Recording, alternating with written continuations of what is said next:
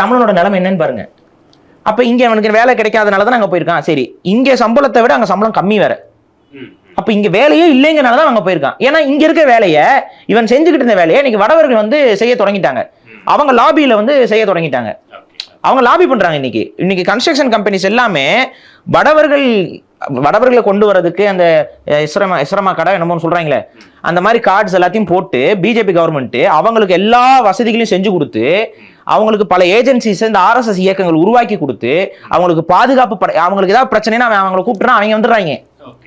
இந்த மாதிரி பாதுகாப்புகளை உருவாக்கி ஒரு நெட்வொர்க் மூலமா அவங்க அவ்வளோ அழகா வந்து ஒவ்வொரு தொழில் இதுலையும் நீங்க வந்து கிளீனிங் சர்வீஸ், இன்னைக்கு பெரிய பெரிய கார்பரேட் கம்பெனிகளுக்கு கிளீனிங் சர்வீஸ்ல இருந்து எல்லா அடிப்படை வேலை வாய்ப்புலையும் அவன் உள்ள வந்துட்டான். அப்ப இது வந்து திட்டமிட்டே இது ஒரு குடியேற்றம். இது வந்து நீங்க வந்து இது வந்து இன்னைக்கு எதுவும் எதர்ச்சியா இயல்பா நடக்குதுன்னு நினைக்காதீங்க. இது ஒரு குடியேற்றமாக நடக்குது. அதோடைய தொடர்ச்சி தான் இன்னைக்கு இந்த SIR கிட்ட வந்து நிக்குது எல்லாம். அப்ப இதை நாம் எதிர்த்து தான் ஆகணும். இது நம்மளுடைய வாழ்வாதாரத்தை பிடுங்கி எறிகிற செயல் இல்லையா? அப்ப இதை வந்து நம்ம ஏன் எதிர்க்கிறோம்னு சரி, அவங்க வந்துட்டான், நம்ம ஏத்துக்கிட்டோம், அடுத்து என்ன ஆகும்?